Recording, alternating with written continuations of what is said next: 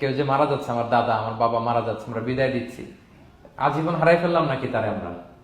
কি সে কি আজীবনের জন্য মিসিং?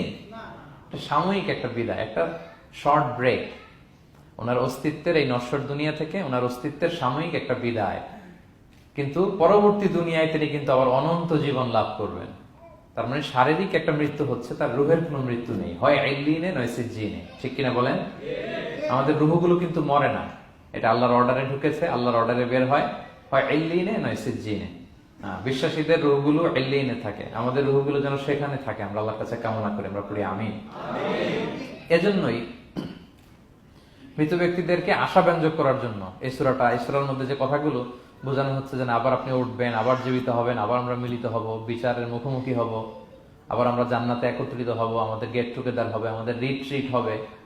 মানে মৃত্যুর মধ্যে আমরা আনন্দ খুঁজে বেড়াই নাকি?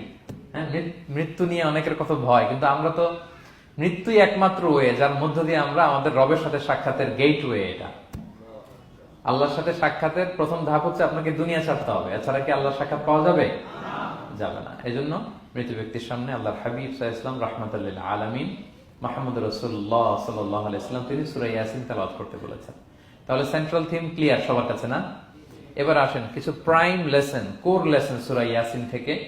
আমি সম্ভবত গত বছর আমার ভেরিফাইড ফেসবুক পেজ থেকে আমি 4টা লাইভ সিরিজ করেছি 4 ঘন্টার সূরা ইয়াসিনের উপর। আপনারা শুনবেন এগুলো, খুবই ওয়েল ডকুমেন্টেড ম্যানারে, একাডেমিক ওয়েতে আলোচনা করেছি। যাদের সময় আছে শুনবেন এই লাইভগুলো।